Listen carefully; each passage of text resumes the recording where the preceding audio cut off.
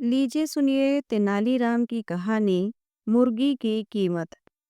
एक दिन तेनालीराम बाजार से गुजर रहा था। वहां उसने देखा कि मुर्गी खाने के सामने भीड़ लगी हुई है। तेनाली ने वहां खड़े लोगों से पूछा कि वह क्या हुआ है जो इतनी भीड़ लगी है। किसी ने तेनाली को बताया कि एक गरीब किसान से गलती से जौ का भारी बोरा एक मुर्गी पर गिर गया और मुर्गी मर गई। मुर्गी छोटी सी थी, 5 सोने के सिक्कों से अधिक उसकी कीमत नहीं थी। पर मुर्गी खाने का मालिक अड़ा बैठा था कि वह उस किसान से 50 सोने के सिक्के लेकर ही उसे जाने देगा। उसका कहना था कि अगर यह मरी ना होती तो 2 सालों में यही छोटी मुर्गी 50 सिक्कों के बराबर की मोटी मुर्गी बन चुकी होती। झगड़ा बढ़ता ही जा रहा था।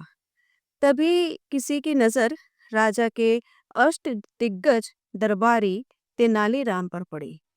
लोगों ने हटकर तेनाली के लिए रास्ता बना दिया।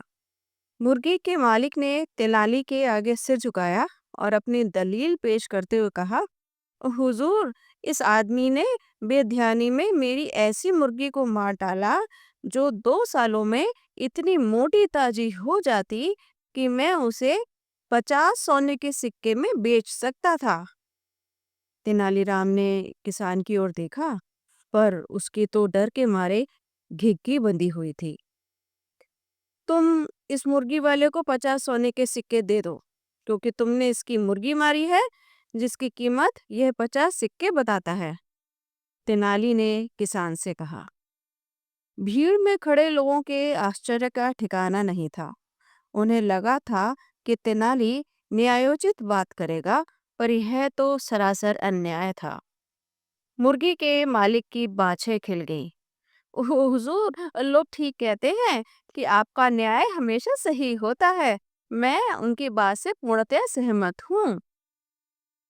हाँ भाई, न्याय तो सही ही होता है, तेनालीराम मुस्कुराते हुए बोला। अच्छा, ये बताओ कि साल भर में तुम्हारी मुर्गी कितना दाना खा जाती? हुजूर, करीब आधी बोरी तो खा ही जाती, मुर्गी का मालिक बोला। तो अगर ये मुर्गी जीवित होती तो 2 वर्षों में कम से कम एक बोरा दाना तो खा ही जाती, है ना? तेनाली ने पूछा। मुर्गी के मालिक ने सहमति में सिर हिला दिया। तो तुम ऐसा करो कि वह एक बोरी दाना इस किसान को दे दो, क्योंकि उसे खाने के लिए तुम्हारी मुर्गी तो जिंदा है ही नहीं। तेनाली ने मुर्गी के मालिक से कहा। अब तो उसकी सिट्टी पिट्टी गुम हो गई। दाने की एक बोरी की कीमत 50 सिक्कों से कहीं ज्यादा थी। इधर तेनालीराम के इस न्याय से किसान के चेहरे पर मुस्कान आ गई। भीड़ में खड़े लोग भी खुशी से चिल्लाने लगे।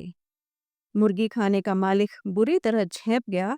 उसने उस मुर्गी के एवज में किसान से एक भी पैसा लेने से इनकार कर दिया और झट से अपनी दुकान में घुस गया। दोस्तों, दुष्टता का काल लंबा नहीं होता, उसका भांडा जल्दी ही फूट जाता है।